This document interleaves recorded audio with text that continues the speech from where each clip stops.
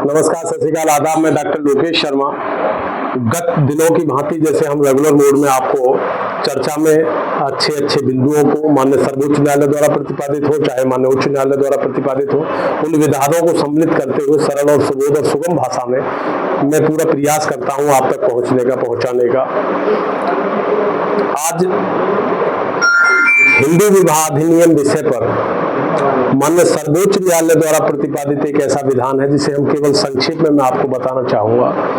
मेरे विद्वान अधिवक्ता जन हो और चाहे मेरे प्रशिक्षु अधिवक्ताओं के साथ साथ वो समस्त न्यायिक अधिकारीगण हो जिनके यहाँ पर इस तरह का कोई भी केस विचाराधीन है, विचारणीय है, तो मैं उनसे सभी से विनम्रता पूर्वक अनुग्रह करना चाहूंगा कि जो रूलिंग में दे रहा हूँ माननीय सर्वोच्च न्यायालय द्वारा प्रतिपादित है, जिसका SLP नंबर है 26/695/2019 और सिविल अपील नंबर 1188/2025 है। इसी के सापेक्ष मैं इसके विषय में हल्का सा आपको बताऊं।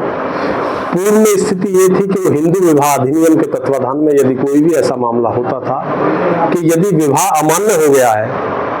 अमान्य 2 सेक्शन 112 में किया जा सकता है केवल हिंदू विवाह अधिनियम की धारा 12 में, तो अमान्य विवाह होने के बाद में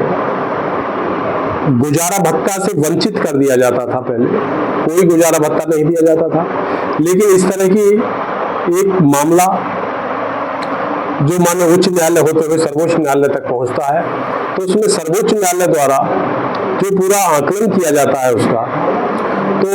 उसका आकलन करने के बाद में उपरोक्त रिट उसमें 29 जनवरी 2025 को एक आदेश दिया जाता है, पूरा विस्तृत आदेश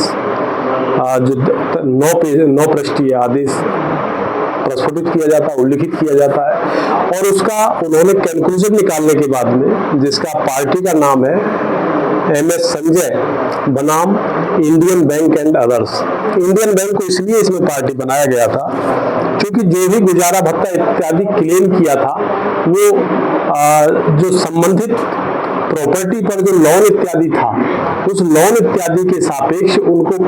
बैंक को पार्टी क्रिएट किया गया इसमें, और हिंदू विवाह अधिनियम के तत्वाधान में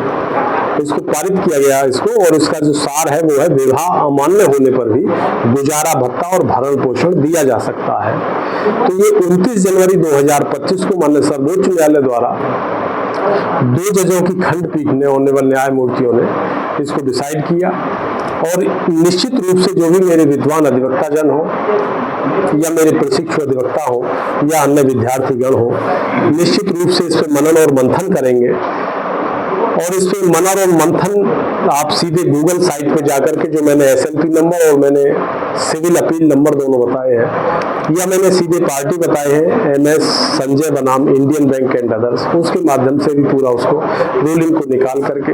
उसका पूरा अध्ययन कर सकते हैं, पूरा पढ़ सकते हैं। तो इसका कोई कंक्लूजन जो है लास्ट मोमेंट पर जो निष्कर्ष है, मैं केवल यही बताना चाहूंगा कि विवाह अमान्य होने पर भी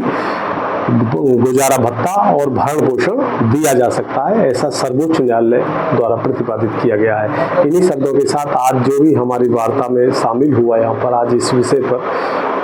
ऑनरेबल अतिरिक्त जिला जज साहब के रूप में श्री CP सिंह साहब पूज्य गुरुदेव जी है, हमारे चिन्मय भारद्वाज हैं जो मेरठ से आए हैं, पूरा